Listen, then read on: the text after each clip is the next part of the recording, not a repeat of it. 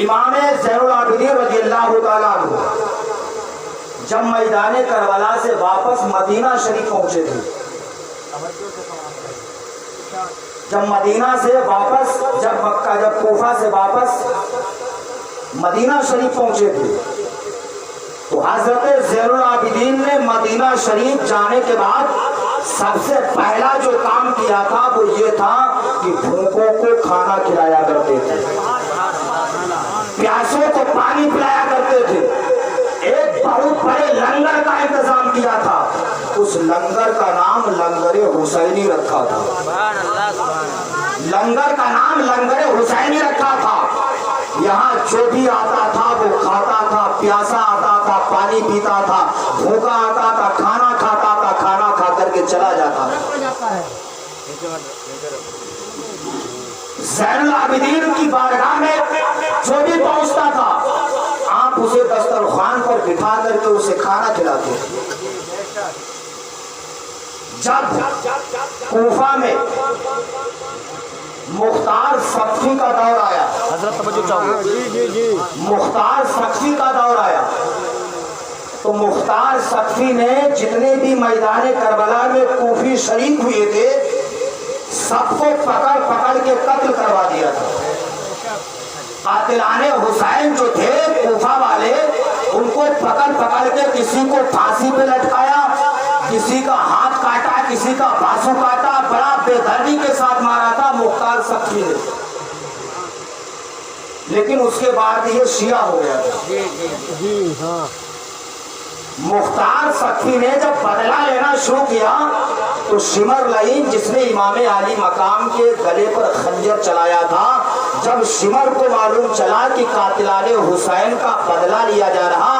یہ کوفہ سے بھاگ کر کے مدینہ شریف پہنچا۔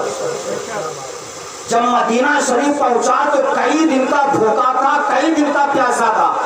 مدینہ شریف کے لوگوں سے پوچھتا ہے ہمیں بھوک لگی ہے، یہاں کہیں کھانے کا انتظام نہیں ہے؟ لوگوں نے فرمایا ہاں امام حسین کے بیٹے زین العابدین ہیں جنہوں نے بہت بڑے لنگر کا انتظام کیا ہے، اس لنگر کا نام لنگر حسینی رکھا ہے، جو بھی یہاں بھوکا ہوتا ہے وہ وہاں جا کر کے کھا کر کے چلا آتا ہے۔ جب شمر نے سنا کہ امام حسین کے بیٹے زین العابدین نے تو اس نے سوچا پہچان تو نہیں پائیں گے، کئی دن کا بھوکا تھا۔ زین العابدین کے دسترخوان پر پہنچا امام حسین کے بیٹے حضرت زین العابدین نے جب شمر کو دیکھا پہچان لیا یہ میرے باپ امام حسین کا قاتل ہے، پہچان لیا۔ پہچاننے کے بعد حضرت زین العابدین بیٹھے تھے، فوراً شمر کے قریب دوڑ کر کے جاتے ہیں، دسترخوان اپنے ہاتھوں سے بچھاتے ہیں، اپنے ہاتھوں سے کھانا نکالتے ہیں، نکالنے کے بعد اس کے لیے پانی رکھتے ہیں، اسے پیٹ بھر کے کھلا دیتے ہیں۔ کھلانے کے بعد شمر لعین دسترخوان سے اٹھ کے پھر چلا جاتا، پھر بھوک لگتی پھر آ جاتا، پھر کھا کے چلا جاتا، پھر بھوک لگتی پھر آ جاتا۔ پھر اسے معلوم چل گیا کہ کوفہ کے حالات سامان ہو گئے، اب مختار سقفی کچھ بھی نہیں کر رہا۔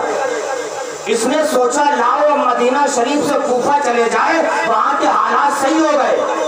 پھر یہ گیا حضرت زین العابدین کے دسترخوان پر، اس نے کھانا کھایا، کھانا کھا کر کے اس نے کہا اے زین العابدین اب میں اپنے شہر جانا چاہتا ہوں۔ حضرت امام حسین کے بیٹے امام زین العابدین نے فرمایا ٹھہر جاؤ، وہ وہیں پر کھڑا ہو گیا۔ امام حسین کے بیٹے اپنے گھر جاتے ہیں، جانے کے بعد کھانا ایک کوٹھی میں باندھتے ہیں، کھجورے رکھتے ہیں، مشکیزے میں پانی بھر کے لاتے ہیں، لانے کے بعد شمر کو کھانا دے دیتے ہیں، پانی بھی دے دیتے ہیں، کھجورے بھی دے دیتے ہیں۔ جب وہ چلنے لگتا ہے امام حسین کے بیٹے نے اپنے جیب میں ہاتھ ڈالا، ڈالنے کے بعد اسے انعام بھی دے دیا۔ جب انعام دیا وہ